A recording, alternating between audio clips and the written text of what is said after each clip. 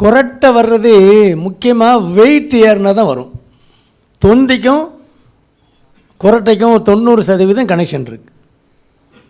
கொரட்டை வருதா இல்லையா? உங்கள் வீட்டம்மாட்ட கேட்டாலே தெரியும். எனக்கு இல்லை, நீ ஒரு யோகியர் சொல்லிட்டு போயிடுவார். அவங்க வீட்டம்மாட்டில் கேட்கணும். ஃபோன் நம்பர் கொடுங்க, கேட்டுருவோம். இப்போ சொல்ல முடியாது. உங்கள் வீட்டம்மாட்ட கேட்டால் சொல்லிடுவாங்க அவங்க. உங்கள் வீட்டு ஐயோ அதோடு எங்கே தூங்க முடியுது, நான் பழகிடுச்சு. நீங்களும் அந்த ஆள் பக்கத்தில் ரூம் போட்டுறாதீங்கம்பாங்க. தனியாக ரூம் போட்டுங்க, அவர் கூட ஒரே ரூமில் நீங்கள் தூங்கிடாதீங்கம்பாங்க. அதனால் கொரட்டைன்னா ஒரு இங்கே ஒரு வயிறு ஒரு அளவு தானே கெப்பாசிட்டி.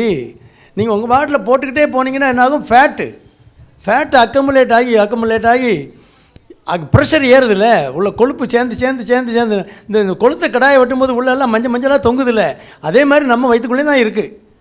அந்த கொழுப்பு தான் எல்லாமே காரணம், எல்லா நோய்க்கும் காரணம். அந்த கொழுப்பு நீங்கள் படுத்த உடனே ப்ரெஷர் ஏற்றுதில்ல.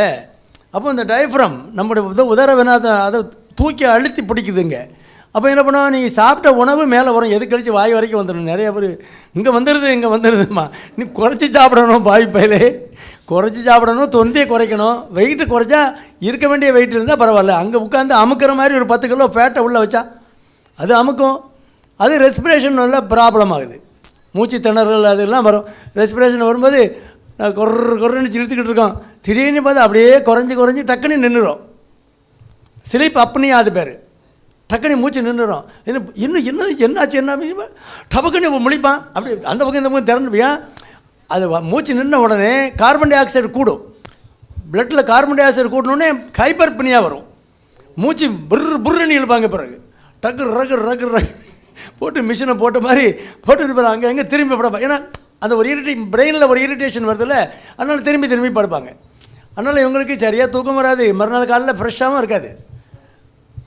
இருக்காது. கொழுப்பு சேர எல்லா பிரச்சனையும் வந்துடும். உடலில் ஃபேட்டு சேர்ந்துட்டாலே இன்சுலின் எதிர்ப்பு தன்மை வந்துடும். அப்போ இன்சுலின் அதிகமாக சுரக்கும், அது ரத்த குழாய்களை டேமேஜ் பண்ணும். அப்போ ஹார்ட் அட்டாக் ஆட்டோமேட்டிக்காக வரும் தானே. இல்லை கேள்வி கேட்குறோம். அதனால் தொந்தி இருக்கவங்களாம் இதை கவனிச்சுக்கணும். தொந்தி ஒன்றும் உங்கள் தொந்தி இல்லை. ஆமாம், இது வைத்தியத்துக்காக நீங்கள் சேர்த்து வச்சுருக்குது. யாருக்கோ கொடுக்க வேண்டிய காசு அங்கே உள்ளே இருக்குது. ஆமாம், தொந்தி பெருசாக ஆக இது கேஸ்ட்ரோஎன்ட்ராலஜிஸ்ட் குழாயை போட்டு பார்ப்பார். அவருக்கு தனியாக ஒரு 5000 ரூபா இருக்குது. அப்புறம் ரத்த குழாய் வழியாக ஒரு கம்பியை விட்டு அங்கே அடைச்சிட்டு இங்கே அடைச்சிட்டு ஒரு ஸ்டெண்ட் வைப்பார். அங்கே ஒரு 5 லட்ச ரூபா உள்ளே இருக்குது. ஆமாம், இல்லை அது ஆன்ஜியோ பிளாஸ்டிக் கிடையாது, அது பேர் 5 லட்சம் பிளாஸ்டிக். ஆமாம், நீங்கள் பிளாஸ்டிக்லாம் பண்ணிட்டு வந்துருக்கீங்க. எனக்கு 5 ஏக்கராம் பண்ணியிருக்கு, ஸ்டெண்ட் வச்சுருக்குமா. எத்தனை வருஷம் ஆச்சு? 5 வருஷம் ஆச்சும்மா. அப்புறம் அதை நினச்சிக்கிட்டு இருக்க மூத்தவளை வேலையை பார்க்க வேண்டியதானே. ஸ்டெண்ட் வச்சுருக்கேன், எல்லோரும் தான் ஸ்டெண்ட் வச்சுருக்கு. இந்த வயசில் ஏன் ஸ்டெண்ட், அதை யோசித்து பார்க்கணும். அப்போ லைஃப் ஸ்டைலில் கரெக்ட் பண்ணணும், சாப்பாட்டை சரி பண்ணணும், வாக்கிங் போகணும், ரெகுலராக வாக்கிங் போகணும். ஸ்டெண்ட் பண்ணவுடனே எங்களுக்கு சரியாகிறதாகும். இருக்க ரத்த குழாயை அவன் காப்பாற்றுறது. ஏற்கனவே அடப்பு இருந்தனால ஒரு கம்பியை தூக்கி உள்ளே சொருகி வச்சுருக்காங்க, ரத்தம் ஓடிக்கிட்டு இருக்கட்டும். அப்போ அதை திரும்ப அதில் அடப்பு வராமல் இருக்கணும். அதே மாதிரி ரத்த குழாய் தான் அடுத்த ரத்த குழாயில் இருக்குது, அது திரும்ப அடப்பு வரக்கூடாது. அப்போ லைஃப் ஸ்டைலில் எவ்வளோ சேஞ்ச் பண்ணணும், அந்த இதெல்லாம் கிடையாது. எனக்கு ஸ்டெண்ட் வச்சுருக்கு. அதனால் இதெல்லாம் கொழுப்புனால் வர்றது. கொழுப்பு தானே. கொழுப்பு எப்படி வருது? கொஞ்சம் கொஞ்சமாக சேருது. நீ உண்டியலில் ஒரு பெரிய உண்டியல் இருக்குது, டெய்லி அதை கரெக்டாக கொஞ்சம் கொஞ்சமாக போட்டிங்கன்னா ஒரு மாதம் 2 மாதம் நிறைஞ்சிருமில்ல. அப்படி தான் அந்த உண்டியலில் நீங்கள் போடுறீங்க. ஏன்னா நொறுக்கு தீனி கண்ட எல்லாம் ஃபேட்டு, எல்லாம் ஆயில் உள்ளது, எல்லாம் சால்ட் அதிகமானது, எல்லாம் கலரிங் ஏஜென்ட்டு, ஃப்ளேவரிங் ஏஜென்ட்டு எல்லாத்தையும் போட்டு பேக்கெல்லாம் வைக்கலாம்ல. அதை அவ்வளோத்தையும் நீ கொஞ்சம் கொஞ்சமாக குறைச்சி எவ்வளோ சாப்பிட்றேன்னு தெரியாது. நம்ம சாப்பாட்டில் வர்ற எனர்ஜி 1500 கலோரி டெய்லி நமக்கு தேவைன்னா, நம்ம சாப்பிட்ற நொறுக்கு தீனியில் 2000 கலோரி வந்துடுது. ஒரு மாதத்தில் நீங்கள் 7000 கலோரி அடிஷ்னலாக நமக்கு தேவையில்லாமல் சாப்பிட்டோன்னா 1 கிலோ வெயிட் ஏறும். கலோரி ஒன்று எவ்வளோ இருக்குங்கிறத அது தனி கிளாஸ் எடுக்கணும். அப்போ நீங்கள் 7000 கலோரி ஒரு மாதத்துக்கு 14000 கலோரி, 2 கிலோ மாதத்துக்கு ஏறுது. ஒரு வருஷத்தில் எவ்வளோ வரும்? கொழுப்பில் மட்டும் 20 கிலோ இருக்கும்.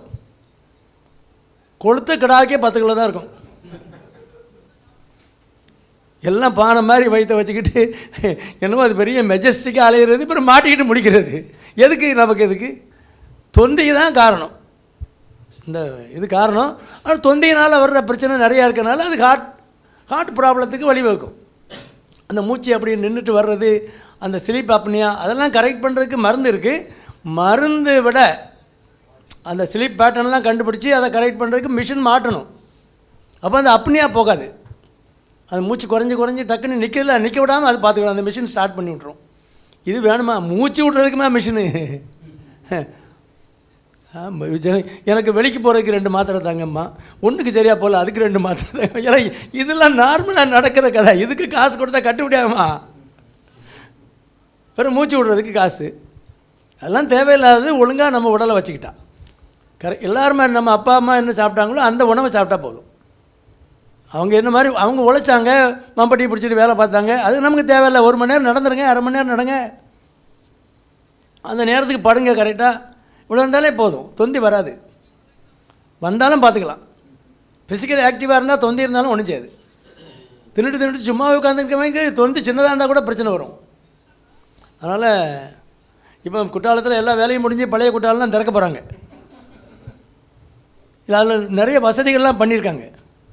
நீ குளிக்கும்போது தொந்தரத்துக்கு அதில் வச்சு சோப் போடலாம். அப்படிலாம் ஒரு 10 கல் வச்சுருக்காங்க பாருங்கள். பழைய குற்றாலத்தில் ரெடி ஆகிட்டுன்னு போட்டிருக்காங்க. 10 இடத்துல கல் வச்சுருக்காங்க. துணி துவைக்கிறதுக்கெல்லாம் கிடையாது. துணி துவைக்க நாட்டு அலவுடு. தொந்தியை வச்சு நீங்கள் நல்லா கழுவிக்கலாம். அநியாயமாக இருக்குது நாட்டில். குளிக்க போகிறவனை பார்த்தா அவன் தொந்தி எந்த அளவுக்கு குறைக்குதோ அந்த அளவுக்கு நம்ம சுகமாக இருப்போம். அதனால் தொந்தி அந்த காலத்தில் பெரிய முதலாளிகளுக்கு தான் இருக்கும். இப்போது கண்ணாபிராணி எல்லாருக்கும் இருக்குது. அது ஒரு ஆரோக்கியமான ஒரு சமுதாயம் இல்லை தொந்தி இருக்கிற சமுதாயம். ஃபிட்டாக இருக்கணும். அது சின்ன குழந்தைகளுக்கே இப்போ 10 வயசு 15 வயசுலேயே தொந்தியோட அலையிறான். அவனுடைய வாழ்நாள் 10-20 வருஷம் ஷார்ட்டு. அவங்க அப்பா 70-80 வயசு வரைக்கும் 80 வயசு வரைக்கும் இருந்திருப்பார். இவெல்லாம் 50லே தக்கி முக்கி தான் போக வண்டி. 40 தாண்ட முடியாது. அதனால் தொந்திங்கிறது பெரிய டேஞ்சரஸ் வியாதி. அதனால் கவனமாக இருங்க.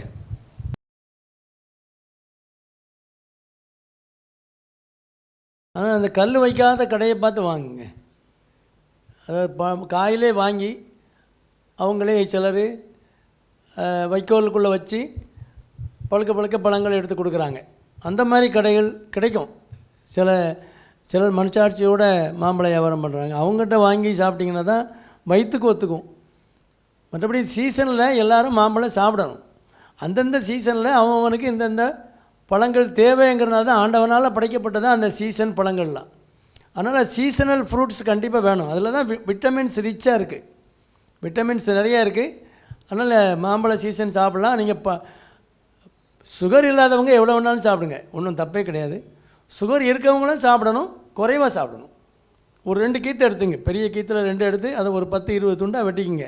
பைய சாப்பிடுங்க. மற்றும் அவங்களாம் மாம்பழத்தை முழுசாக சாப்பிட்றோம், ஒன்றும் பிரச்சனை கிடையாது. நம்மளும் சாப்பிடுவோம், குறைவாக சாப்பிடலாம். 2 கீற்று எடுத்து சாப்பிட்டிங்கன்னா ஒன்றும் சுகர் ஒன்றும் பெருசாக கூடாது. பலாப்பழமும் சாப்பிட்லாம், ஒரு 3-4 சுளை சாப்பிட்டுக்கலாம். இது பாதி பழம் பாதி சுளை சாப்பிட்டேன் அப்படிலாம் வேண்டாம். நியாயமாக சாப்பிடுங்க, அநியாயத்துக்கு சாப்பிடாதீங்க. அநியாயத்துக்கு மாம்பழம் சாப்பிட்லான்னு டாக்டர் சொல்லிட்டாரு அப்படின்னு ஒரு பழத்தை எடுத்து அப்படியே உட்காந்து வெட்டி சாப்பிட்டுக்கிட்டே இருந்தோன்னா அது உள்ளே போயிட்டே தான் இருக்கும். ஆனால் சுகர் கூடும். அதுக்கு ஒரு அளவு இருக்குது, அந்த அளவோடு சாப்பிடுங்க. கூட 2 கீற்று சாப்பிடணும் அப்படின்னா ஒரு இட்லி என்ன குறைச்சிக்கங்க, ஒன்றும் பண்ணாது. இட்லியை விட பழம் நல்லது தான். அதனால் அது அந்த கணக்கில் எடுத்துங்க. அந்த கணக்கில் எடுத்துக்கிட்டிங்கன்னா கலோரி வேல்யூ கரெக்டாக வந்துடும். உங்களுக்கு சுகர் கூடுற சக்தியும் குறைவாக தான் இருக்கும். மாம்பழம் ஒரு 50 கிராம் 100 கிராமுக்கு உள்ளே வர்ற மாதிரி சாப்பிடுங்க. டெய்லி சாப்பிட்லாம், ஒன்றும் தப்பு கிடையாது.